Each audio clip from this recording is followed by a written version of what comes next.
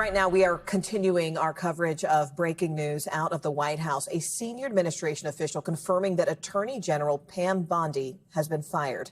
Sources say this decision comes as the president grew increasingly frustrated with her and after the pair allegedly had a heated confrontation at the White House just last week. We are also now learning that Todd Blanche will work as the acting Attorney General effective immediately. Meet the Press moderator Kristen Welker joins us now with more on this breaking news. Kristen, my first question is, how did we get here? How did we get here today? What do we know about that alleged heated argument they had just last week at the White House?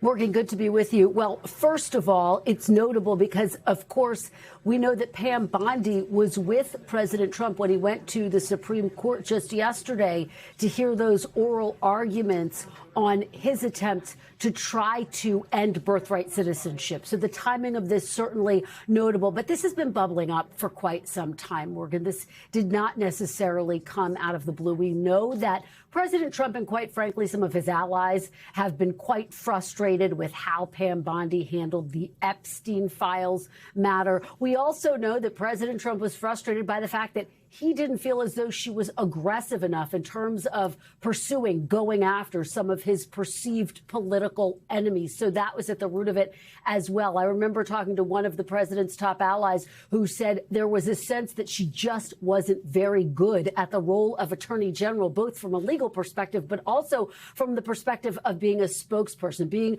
the person out front on TV who had to litigate all of these matters on behalf of the Trump administration. As you know, that is a quality that is deeply important to President Trump. I just got some reaction from Democratic Congressman Ro Khanna. Morgan, as you'll remember, he, of course, is one of the leading members of Congress trying to get the Epstein files released.